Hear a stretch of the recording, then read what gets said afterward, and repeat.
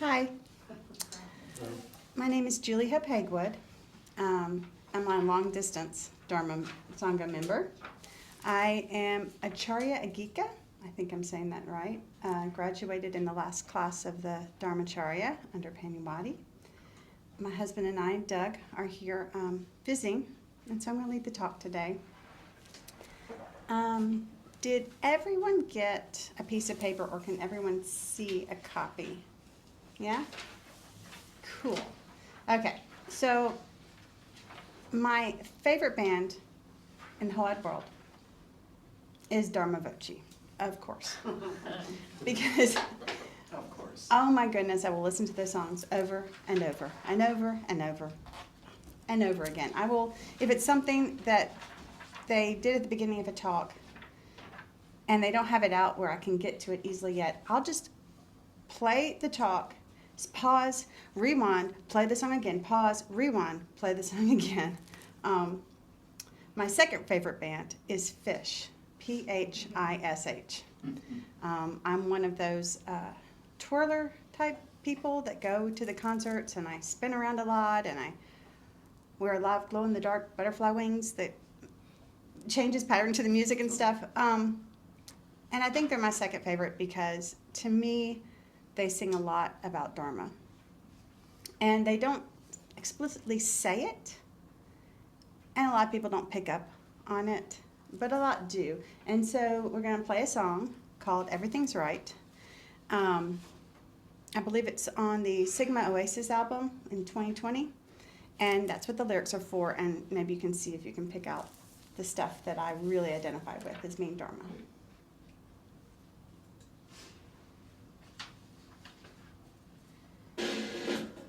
Saving money for you.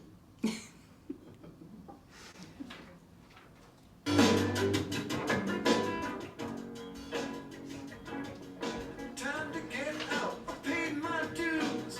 I need to show there's no time to lose. No more to give. The well is dry. The pavement's worn. My brain is fried. It's time to get out. I paid my dues. My shoes have holes. My socks are bare. The mirror's secret is I'm losing my hair.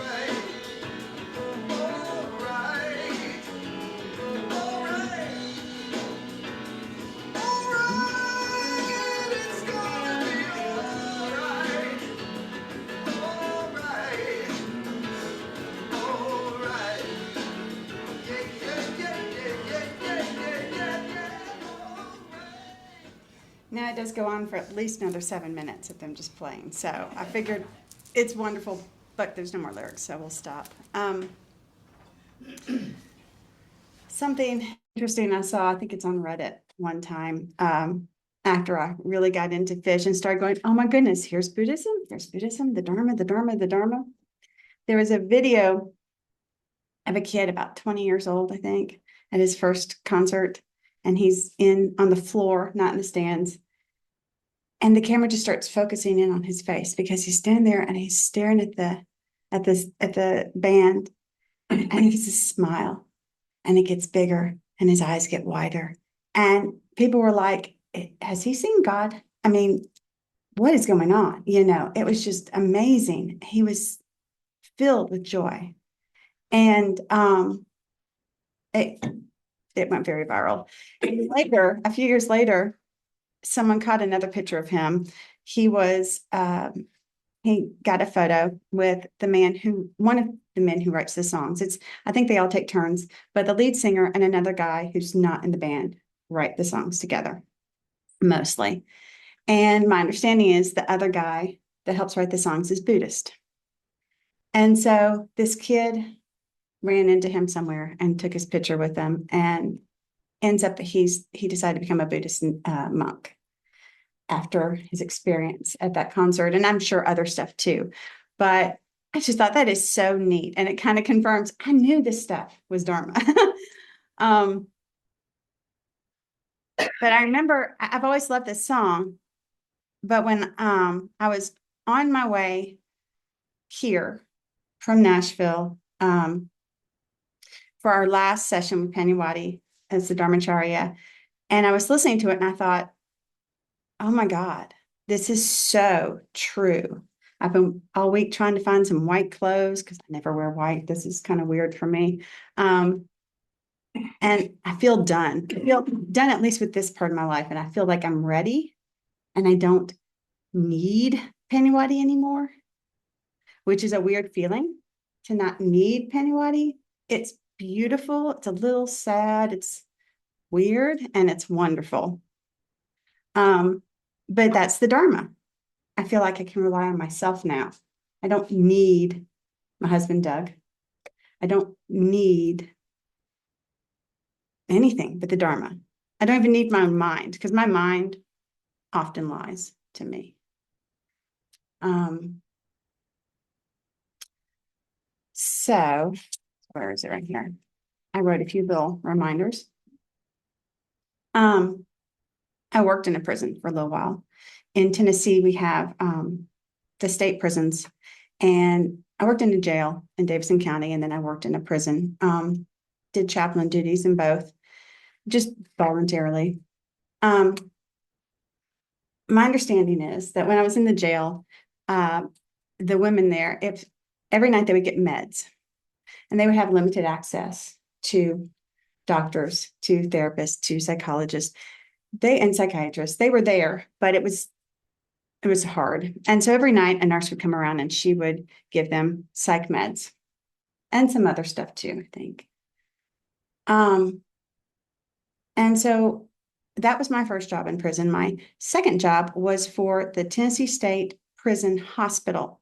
So if you're in prison and you're getting these psych meds, you're getting this time with a therapist here and there. I don't think it's as much as someone would want, but and you get too sick and you need more than they can handle in the prison with guards, with guns, with all that. They send you to a hospital that's for Tennessee, at least, is one big hospital. And it's got different buildings. One of the buildings is for the elderly they're elderly and they need a nursing home and they're going to die in prison. So they're in that building. One building is for, I believe it was a section for sex offenders who were had run out their time and they were going to have to release them. And they were doing a lot of work, mental health work with them, making sure, best they could, that everything was okay. One facility was if you had gone to the hospital and you were done with being hospitalized, but you still needed kind of nursing care. I think there were a few other sections. And it was run by the prison system, but the people who did the most work in there were other prisoners who had behaved so well for so long that they got the good fortune of going to that hospital because it was a little bit safer, a little bit nicer because it was a hospital. And so they also had a section for the psych ward. And that was, if it's too much, you go to the psych ward from your getting your medicine to the psych ward of Tennessee State Prisons for Men. So that's where I went. Had a lot of experience with a lot of different things. And I was also had a lot of experience with different religions. And so I could, as a chaplain, I didn't just have to do Dharma. I could do Christianity. I could do Judaism. I could do a few of them invented their own religions. And so I did that. You just adapt to whatever they want and look it up or say, hey, I don't know, but maybe next time I'll have more information.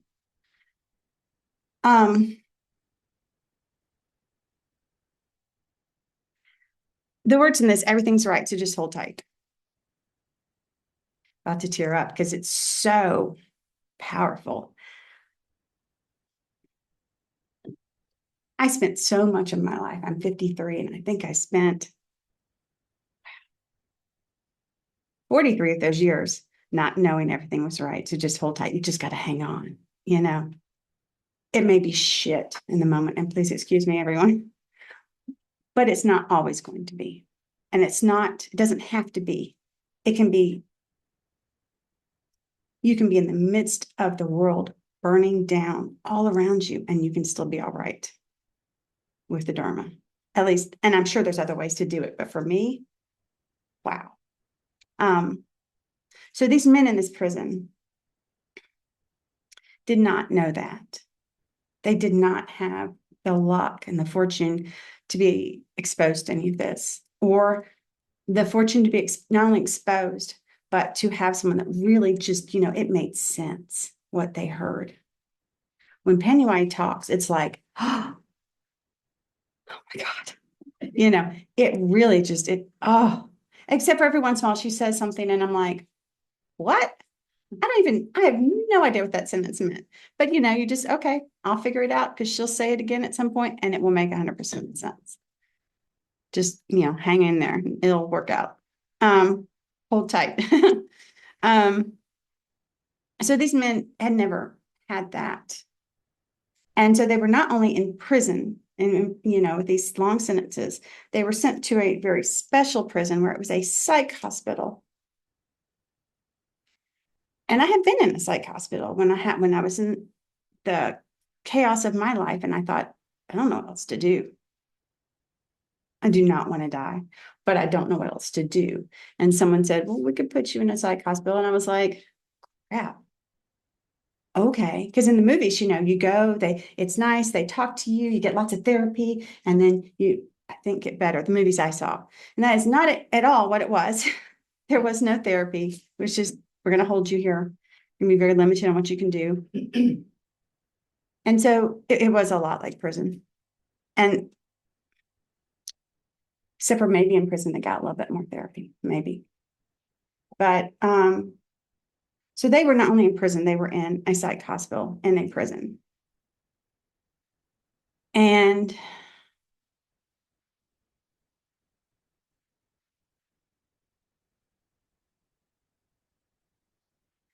yes, they had put themselves there in a way. And in a way, it was just the circumstances, It just, we can't take anything personally in this world because it's your conditions bumped up against your conditions, bumped up against your conditions, bumped up against your conditions. And we're all like, and it's not personal, really. Even if they're saying it, you say about her, it's not really personal. It's your conditions bumping up against her conditions, if that makes sense. Trying to decide what I want to say about prison. So these men were in there of their own volition, but also because of their conditions. And some of them were very sick, like very confused. They did not know that what they had done was actually a real thing, like really did not understand because of whatever conditions in their past that happened and bumped up against a parent's or friends or somebody's conditions and caused that for whatever reason. And some of them did, but they were also in this prison of themselves. And I know that I was in, my prison, the prison of life. Penny White has a talk about that, and it's by Budasa Bhikkhu. Really good also. The song is talking about I'm in prison without a crime. The sentence stretches on undefined because it's up to you. So this prison of life, and these men were in this prison of life and in this prison.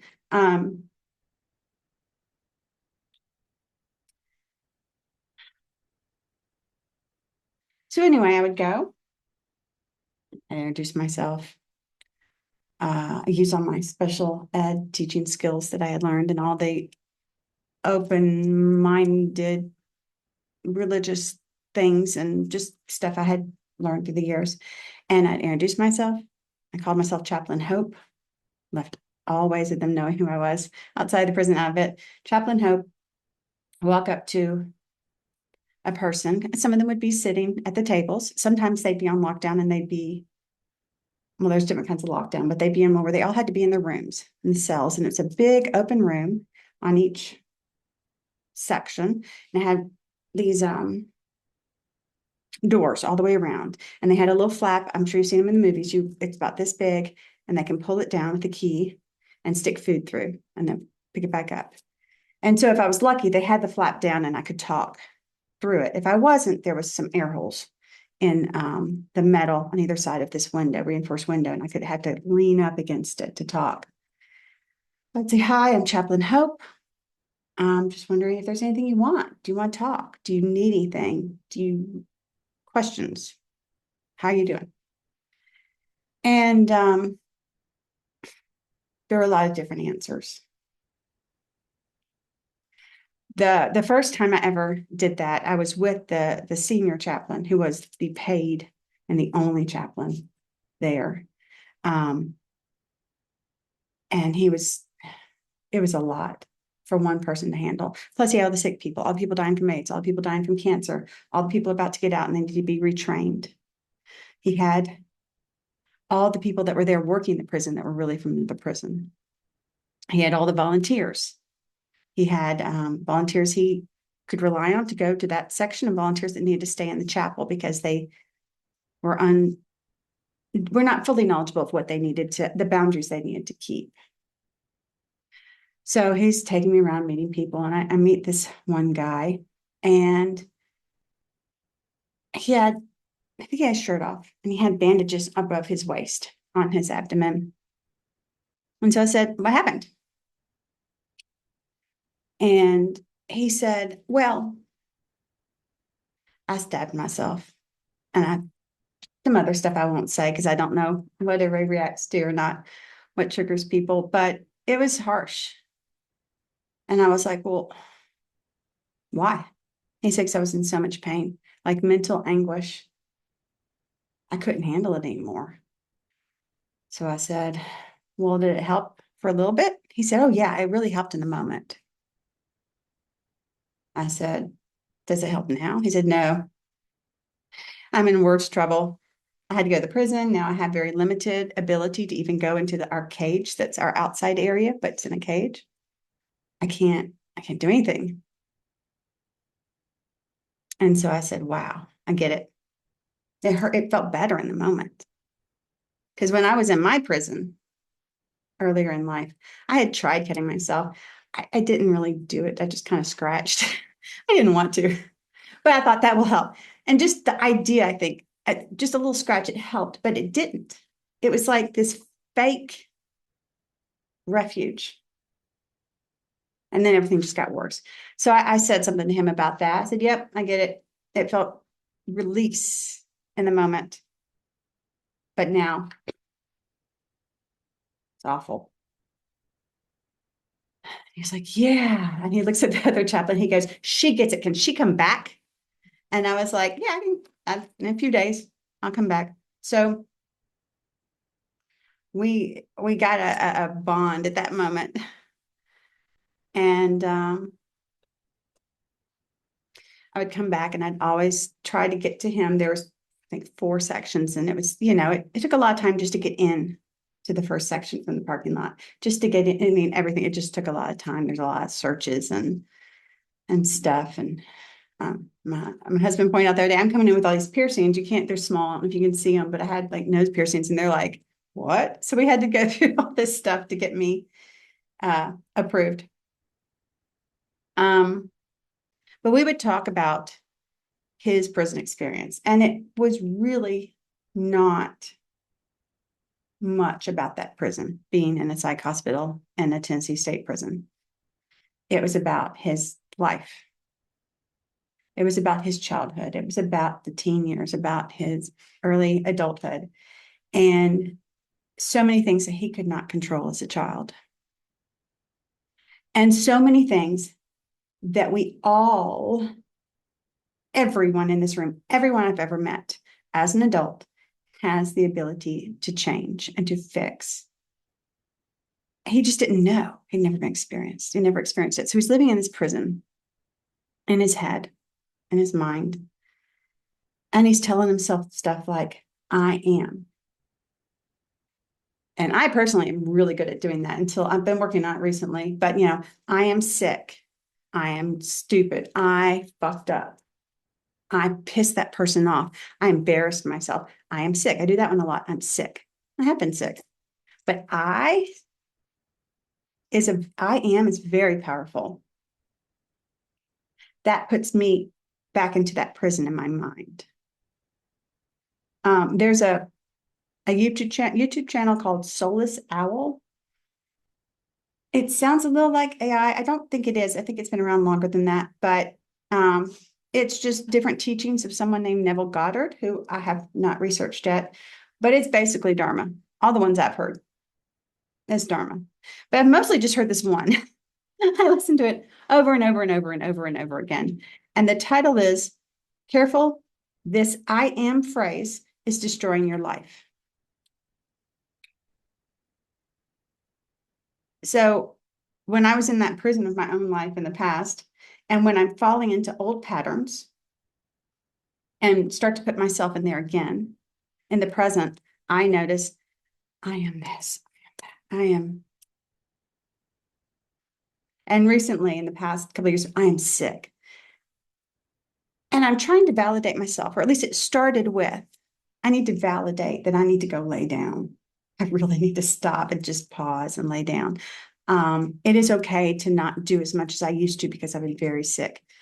That's very true. And I need to validate myself. That is important. I don't need to rush to Doug or call any friends or ask for a Zoom with Penny Waddy so I can say, I am sick. Yeah. Oh, I was. It's healing.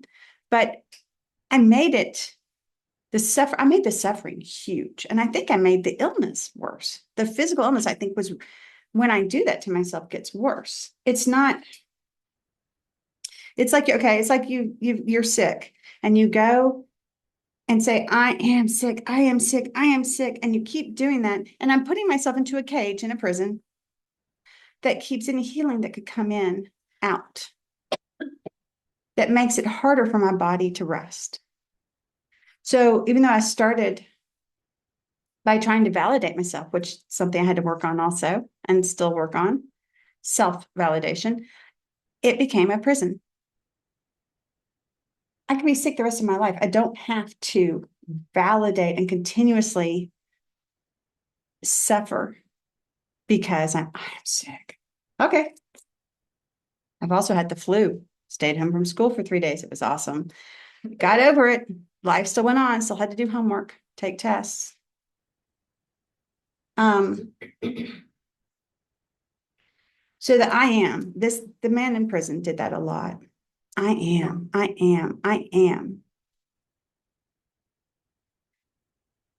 But he wasn't. I mean, yes, he had messed up. Yes, he had been confused. He had been abused. He had not received the knowledge and the benefit of knowing what he could do differently and that there was a different path. Yes, he needed to stay in prison. I had men who never. who should not ever be allowed out. And that's okay. They should be allowed spiritual care and health services and things like that. But no, in a lot of cases, not all, I'm not saying all. In the extreme cases I saw, they need to stay there. But he didn't need to keep saying, I am bad, I am evil, I am the devil, I am wrong. Because, and you can disagree with me, but I really truly feel and have really spent time with people. I really can't tell you what they did because I don't think most people can listen, and that's okay. But it was really extreme. And they were marked by the news as monsters. There was still something good in them. There was still their Dharma nature that mine's always like right here. I don't know if you can see me, but it's right here.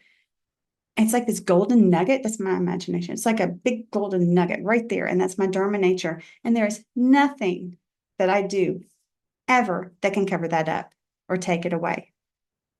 I just don't always remember it's there, or I may not know how to use it, or I may cover it up with mud. So he and I a lot, we would just talk. I mean, little things, gentle. I try to be very gentle and slow. And first thing I ever did was talk about the breath. And I'd say, okay, just breathe for a moment through your mouth.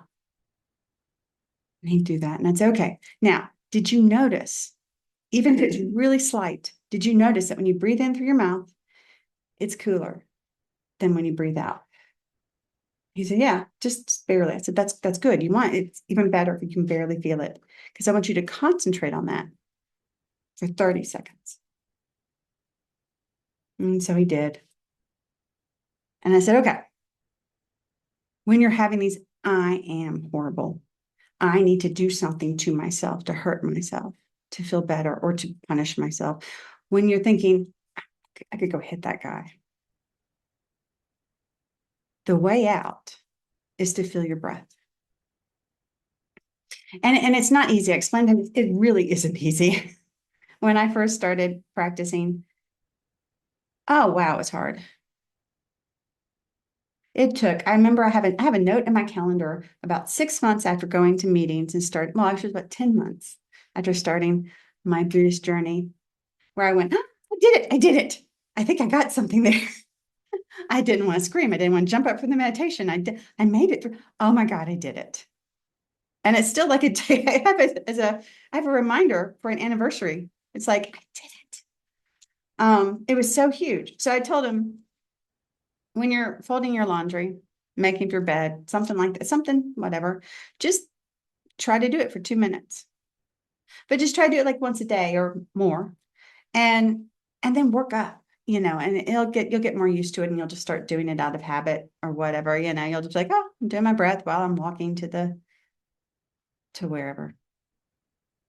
They didn't leave those rooms. They didn't leave the pod. It was the rooms around the mill area. So he did actually walk anywhere except for to the mill of the pod. But and honestly, I can't say that he ever came back and said, I did it. I got it. Because he had a lot of mental illness. And it was confusing. But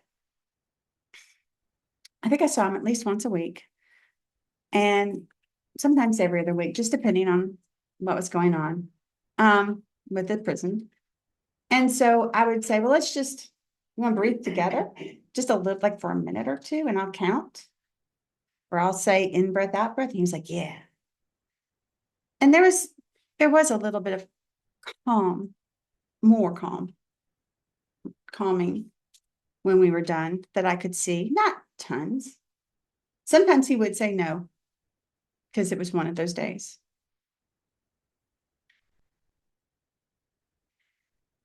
And I mean, honestly, I haven't been there since the pandemic. It got very complicated to get in and out. And then life happened. So I don't know if he's still, I don't know where he ended up. I don't know if he stayed in the psych ward, or if they had to send him back and he was better enough. I don't know. I don't know. I know. I know that my first official Buddhist meeting was a refuge recovery meeting, and that I did along with the regular Dharma meetings. And when I started mentoring, I noticed that people quit pretty quickly. And I noticed with the regular meetings, regular Dharma meetings, people quit pretty quickly. And I think it's just, this is so, in a way, very foreign. I think that's a societal thing, not just America, but a human thing. Although at the same time, I think this is innate in all of us. But I mean, last time I saw him, he was still in prison without a crime, well, according to these words, since stretches on undefined. He was still stuck in his mind. And that's okay. When I first started listening to Penyawati, I remember her saying something about reincarnation, and that was something I never believed in before that. And I don't know much about it still. It's like low on my subjects of what I need to worry about. But as I noticed early on in my practice that people were quitting, I'm like, why are they quitting? This is so great. They just stick with it a little bit longer. It's amazing. Why are they quitting? Or they would just say, hey, it's not working. This is not working. What did you do different? And I think, I have no idea. I'm not better than them. I'm not smarter than them. I don't know. But I do think it was that karma burning off and had been around the sun enough times and around this earth enough times and reborn maybe enough times that I just started to pick up more on it. Definitely not something I achieved. I am good at this. Because I really I'll come back to this. I really think that this is something we all have within us and that we can all do. We can all get out of that prison in our minds. And it's not easy. Maybe one life it's easier than the other. But luckily you can keep trying. I used to write on things all the time. You are loved, keep trucking. And my first song always had a New Year's Eve thing, and you'd go up and you'd light a candle and you'd say to yourself or out loud what your New Year's Eve resolution, whatever vow you were taking to yourself. And I always said to keep on going, to keep trying. And my prison still comes back. And like the past year, I think it's been I'm sick. Someone needs to listen to me. Someone needs to validate that. Someone needs to take me and go, I get it. You're sick. No, I'm sick. Okay. I also have brown hair. It's turning white right here. I also have grayish eyes, blue, greenish, grayish eyes. I'm white. I'm sick. Okay. But I really did put myself in a prison for a while. So just for me, what's helped the most is listening to that one Soulless Owl YouTube video and just while I'm driving, and I go, oh yeah, I am. I just said probably I am something that was not good, not helpful. 10 times before I left the house. I'm running late. I'm going to miss the appointment. I'm messed up. I'm yelling at my husband who's trying to work in the other room. I fucked up. And he's like, what? You're like 2 minutes late to leave. And I'm like, that I am. And I'm taking it so personally. Because I think it's helpful not to take anything personally that other people say, although I still do at times. More often, not just a little bit, but more than I should. But I also need not take it personally what I say. So like things that I'm trying to do is when I catch myself say, I am. Go, well, rephrase it. Even if it's just, I'm human. I messed up. I am tired today. Okay. I'm tired today, but I'm okay. Add it with, I'm okay. I'm good. I have a headache, but I'm good. I forgot someone's birthday, but that's okay. I can send a late card. Um, which is what I like so much about this. Everything's right, so just hold tight. Okay, if I made a mistake or not, I need to remind myself I'm okay. I'm good. Hold tight because soon it will be completely different. So another thing, I listened to that Soulless Owl video while I'm like driving somewhere just for 15 minutes while I'm in the car, and play Fish a lot. Different songs. They have a lot of songs I think are Buddhist. And then I think most importantly, I listen to Penuati. I'll put on something like if I didn't get a chance to watch a video when it was live, I'll put that one on, or just put on one that I just love. I have some in my download section of my phone. So when I'm on airplanes, I can still listen to Penuati. I think I have a Dharma Bochi song in there too, so I can still listen whenever I need to. I've got that song ready. And for me, it really helps my mind just kind of, and my breath also helps. I wanted to list a few things that have helped me. My breath, that was the first true Buddhist miracle.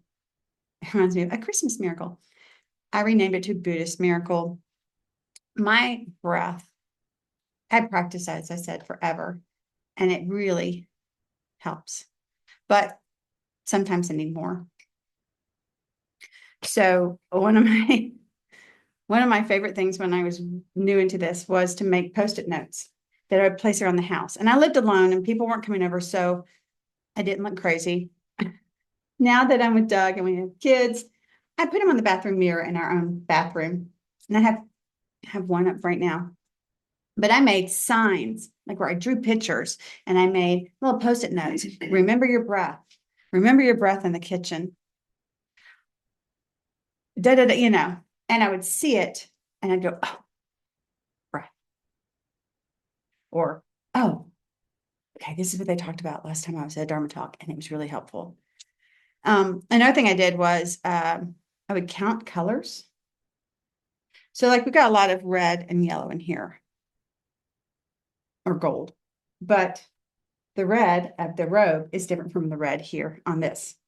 And the yellow of the robe is more orangey, and then yours is a little bit more, got some mustard colors. Yours is a little bit more brown, according to my eyes, and they're all different from this one. So I would count colors. Okay, so that's 1, 2. This yellow is 3. That goldy yellow is 4. And would count or one night I counted by threes. I think I got to about 300, and I thought this is not working, so I went backwards. And then that didn't work. So then I was like started on an odd number and started counting by threes and then counting back down. And then I went to the negatives and then I came back up. Eventually it worked. Oh, it was early on. It took longer. And so, even now it sometimes takes longer.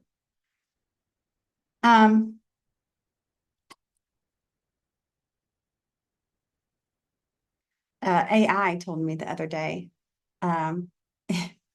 it said, breathe in 4 through your nose and out 6 through your mouth. I was like, oh, that's pretty good. I haven't done that before. And I thanked AI, and now AI has been reminding me to do that. Even when I just say, hey, what's the model of this car? Or, something has nothing to do with anything. He's like, oh, remember your breath. Stay calm. Remember your breath. But I think it's cute. Drinking more water. That's a teacher trick I learned when I taught middle school. At that point, it was after Columbine, and so there was a lot of very strict rules. They couldn't have backpacks with them. They could only bring them to school. They couldn't have purses. If it was a girl who was like 12 and 13, she couldn't have a purse, and that was very hard for them because of the menstrual cycle. They couldn't just go to the bathroom and get water and when they wanted to. So the librarian one day, I was talking to her on my break, and a kid came up and said, I have an awful headache. It hurts so bad. And she said, okay, I want you to go to the water fountain and I want you to drink as much water as you possibly can. And then I want you to drink a little bit more and then come back. And that child was fine within 5 minutes. And she pointed out to me that because of the schedule and all the restrictions that we had to have, they were just dehydrated. A lot of times, not every time, but a lot of times they were just dehydrated. And I have been noticing when I feel off, sometimes I just need to drink more water, which I'm going to take a drink real quick now that we're talking about it. So one recommendation is to drink more water, especially in those moments. Silence. The song, I don't remember the name that Penny Whitey played recently, I think last Sunday, says something about silence. Yeah, just silence. And I think it's helpful to be able to go to a room by yourself where it's quiet and have silence. But I think, and turn off the TV and pause your work if you can. But I think it's good to also practice with having silence in here and in here when you're in chaos, when you're at Black Friday sales in the middle of Target and they are fighting to get to that TV. And I was always fighting for the Play-Doh for my students, so no one went that section. But to be practiced, they can get to that point and have silence. And for me, that includes my breath, brings that silence, or remembering unimpeded ease. I will be just, it'll come into my head and I'll start singing unimpeded ease in my head. And then also, because there's 84,000 gates to the Dharma, different paths to do this, choose your own, make it up. You can completely pull it out of thin air. Do you guys remember, does anyone remember the Choose Your Own Adventure books? Love them. Loved them, yes. We would fight over them in the church library. Oh, those were the best. It was this little chapter book for junior literature, and there were these different endings, and you got to pick one, and then keep reading it would change the story. And I kind of look at this as a choose your own adventure. But choosing your own adventure, at least for the people who have been fortunate enough in this go round to know, also includes, am I going to be in prison or am I going to be free?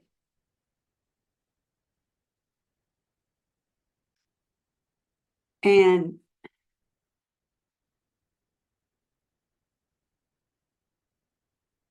my life is beautiful. Oh my God. Yes, so cool. And oh my God. But 10 years ago, I would tell you it was hell. It was pure and utter hell. All the time. It got so bad. It was just always overwhelming. Even if nothing was going on, it was, oh. And I didn't do anything wrong to get there. I had bad stuff happen, yes, but the problem was that I didn't know. I didn't have the skills. I'd never heard of this magic breath thing.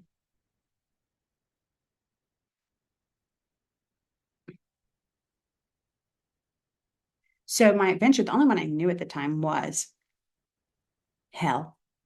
There's no way out. I cannot trust a single living soul on this planet. I cannot trust my two closest friends I have known one since before she was born and one since she was 5 or 6.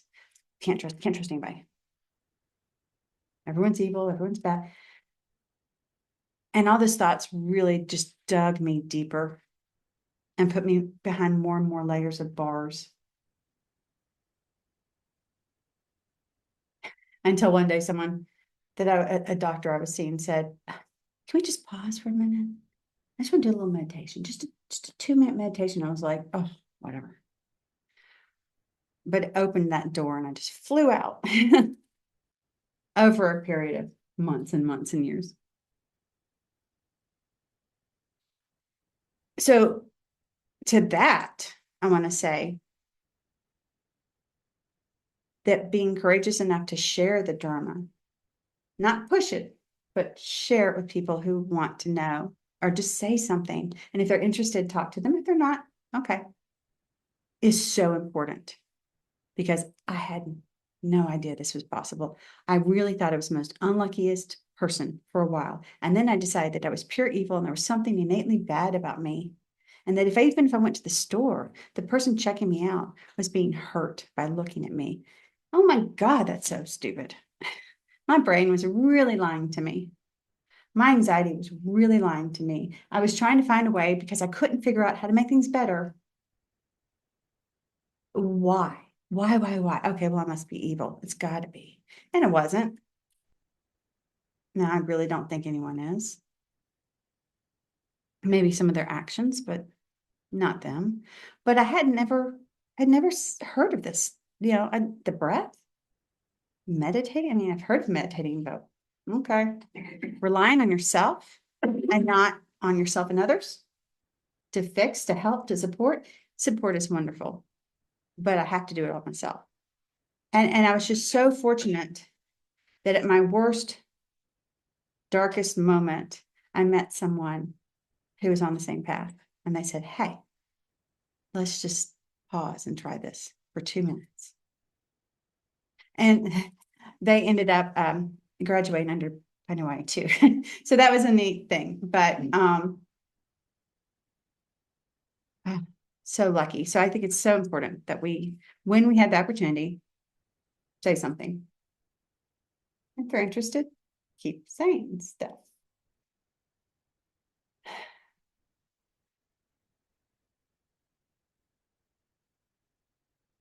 I have this shirt. I don't know if you can see it. It says, your mind is your only limit.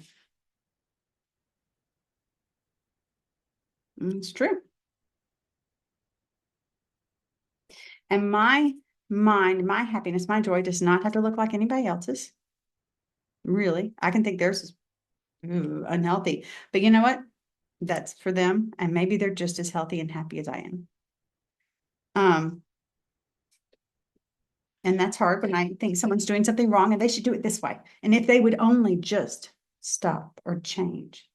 But that was one of my phrases a few years ago was if they would only just. That's another prison. Oh my God, that was crazy. Because I'm relying on someone else to do something that I think they are responsible for. And maybe it's their own life and they shouldn't. It's bumping into my life and my conditions and my circumstances. But I am the only person responsible for how I react to that and how I respond and how I think and how I feel. And if my stomach gets tight and I wake up worried about it. My other pen, see, I think Dharma is everywhere. So I have these 3 pens. One says, your anxiety is lying to you.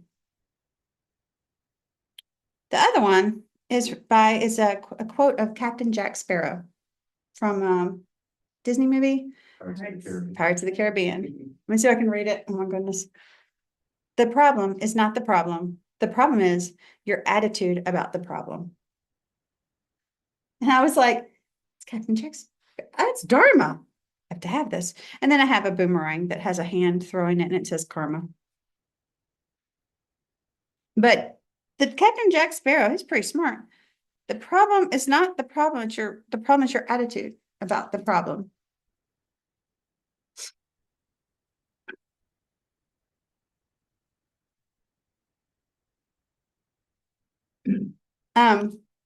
My second Buddhist miracle kind of ties into this. My second Buddhist miracle, the first one was the breath, and that's like in a meditation, kind of making it through. I was scared to even close my eyes because I was in a group of people I didn't know. We'd all close. They said, okay, close your eyes, get comfortable, sit up straight. And I'd wait like a minute and I'd open my eyes and I would do this the whole time. I was so afraid of everybody. So that was the first miracle. The second one was, I realized that I knew I had all this fear of everything. And they tied back to stuff in my childhood and my youth and my early college years. But I was like 40 at the time, 45. It's a long time to be holding on to stuff and really having it affect you every single day in a negative way. And I was always afraid, everything's right, so just hold tight. In my mind, well, but wait, what if it's late at night, you're by yourself in a car, you have a wreck, and you don't have a cell phone, or it breaks, or it's before cell phone time? What if someone grabs you in the alley and they beat you up and they rape you and they leave you for dead on the side of the road. I used to have that fear all the time. Oh my God, someone's going to do something. Something's going to happen. I think that was my biggest prison. So I'm sitting, I'm one day on this retreat and we have a little bit of free time.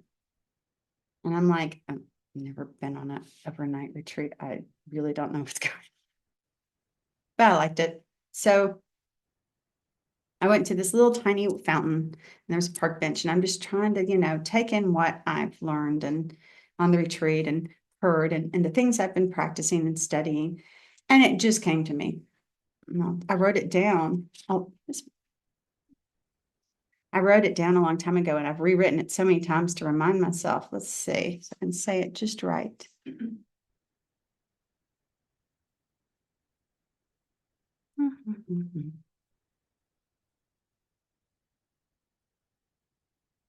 I came up with the phrase, I'm safe in the Dharma no matter what happens.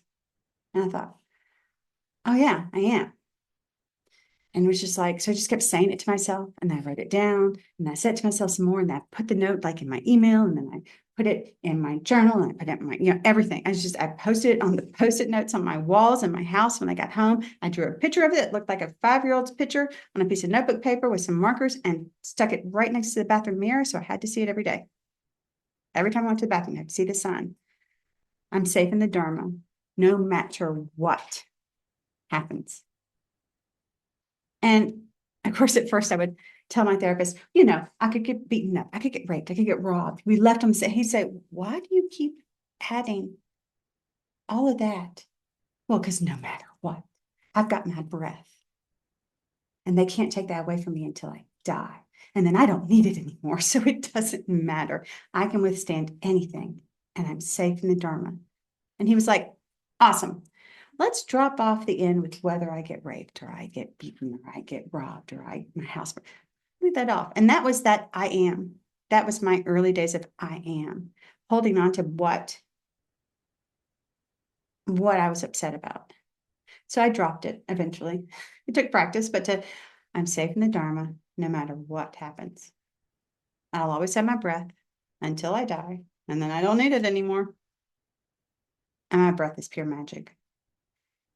I mean, like, really, it's really magic. And so is Dharma.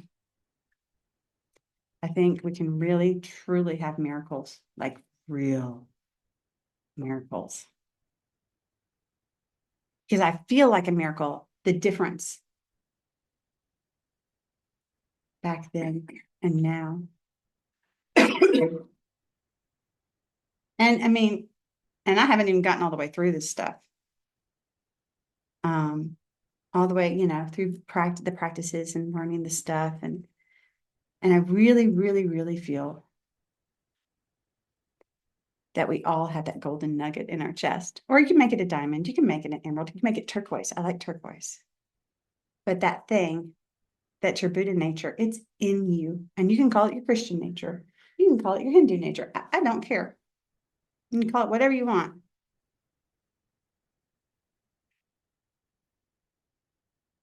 So,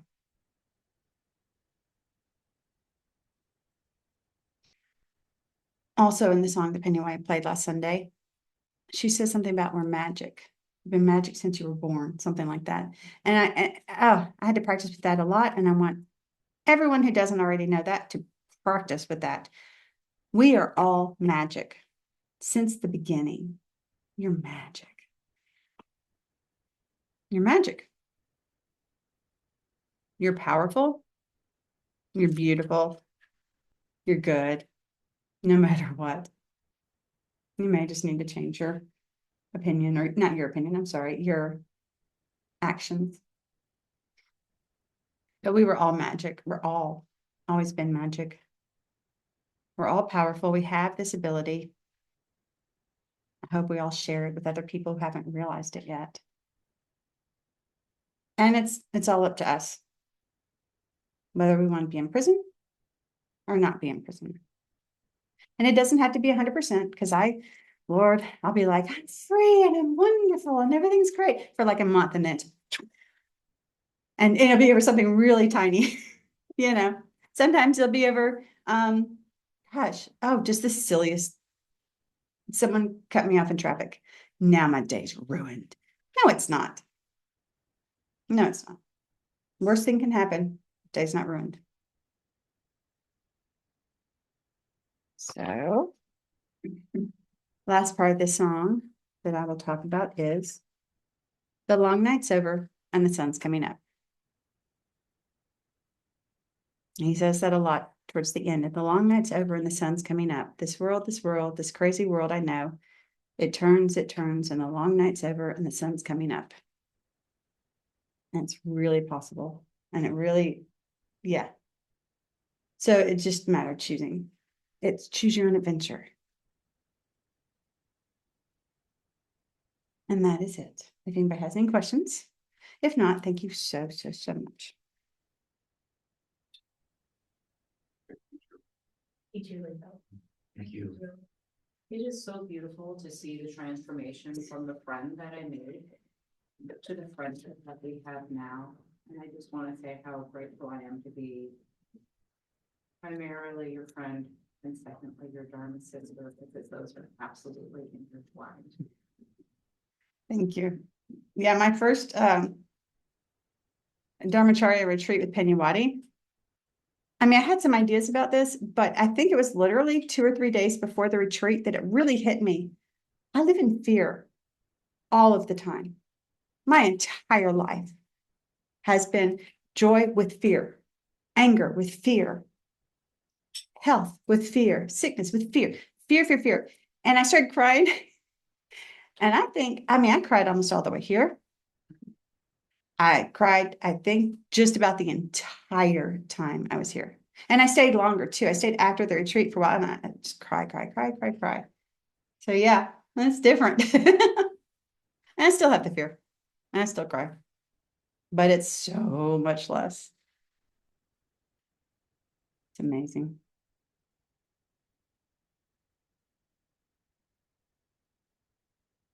Anyone else? Okay, we're done. Thank you. Julie, I appreciate this time that we've had on the path.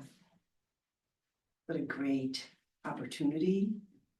And I really admire your fortitude. Thank you.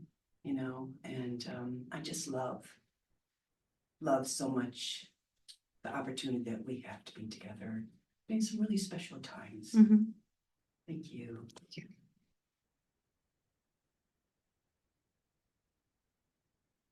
Well, would anybody like to close with the merit?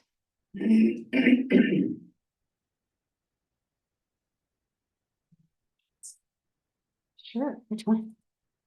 Whichever one. Oh, the magic one. Yeah. The one from last Sunday. Last spiritual peace and happiness. And I'm hot, so I'm gonna take this off. I have to say, I've talked with Julie often. And I invited her to give a Donald talk today, because I don't know how many of you remember, but she's an absolute basket. She was a mess, I was. beyond hot mess, whatever's hotter than that, that was her.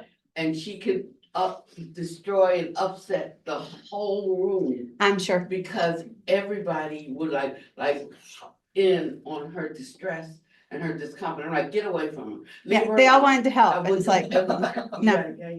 Yeah. But this is the difference in practice and cultivation. And it's something that we each really have to do for ourselves.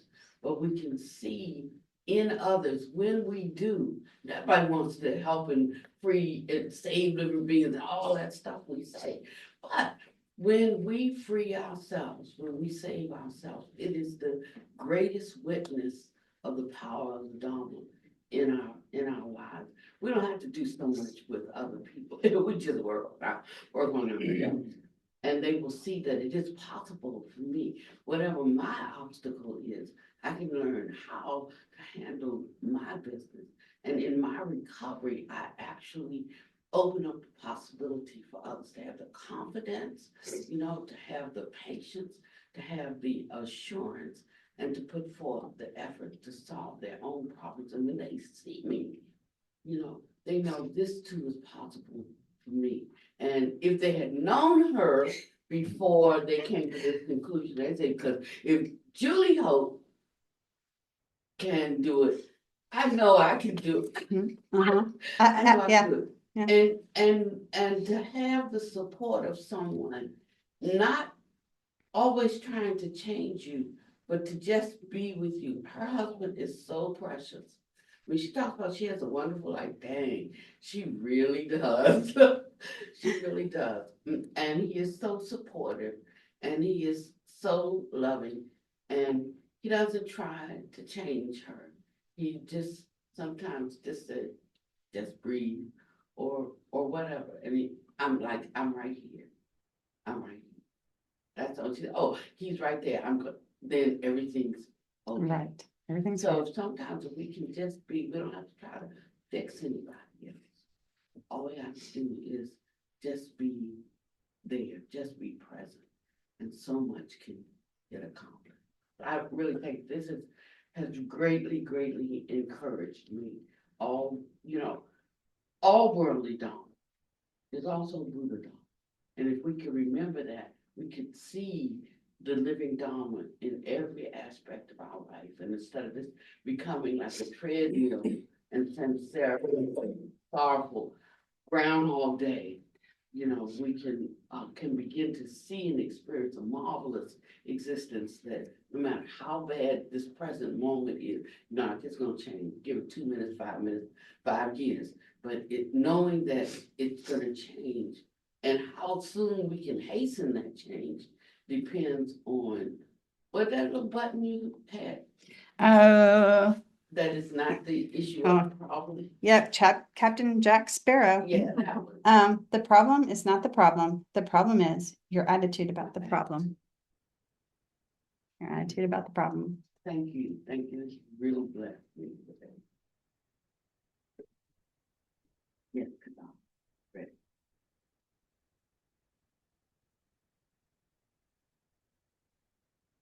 This can kind of be the song, sort of a guided meditation.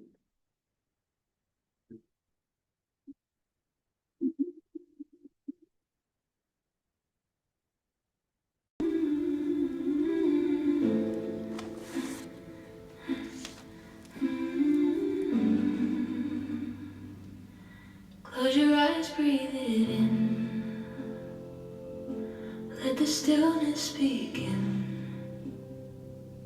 Feel the light in your chest. Let your soul find rest.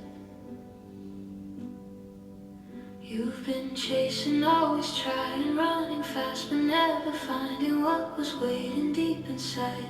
A peace that never hides. No more fear, no more fight, just the calm of endless light. When you let go, you'll see the love that sets you free. Spiritual peace and happiness. It's not out there, it's within your chest. When you stop the noise and listen close, you'll find the truth your spirit knows. Spiritual peace and happiness. You were born with all of this. Let the light wash over you and feel your heart renew.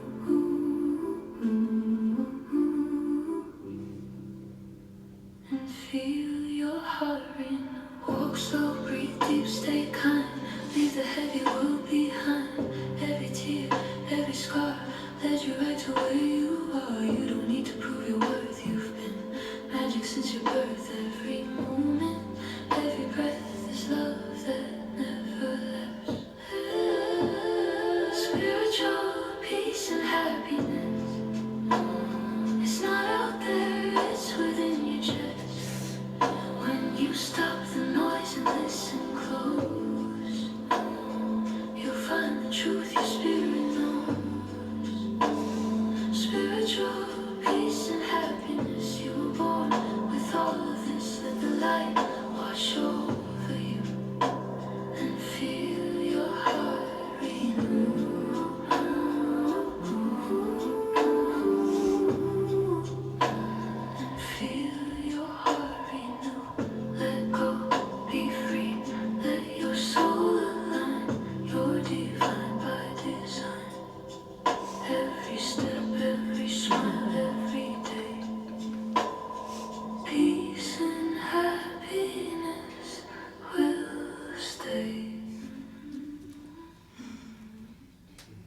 Thank you.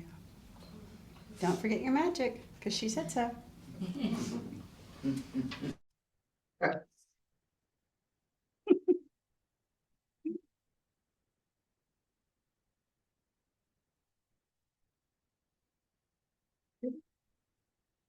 No, sorry.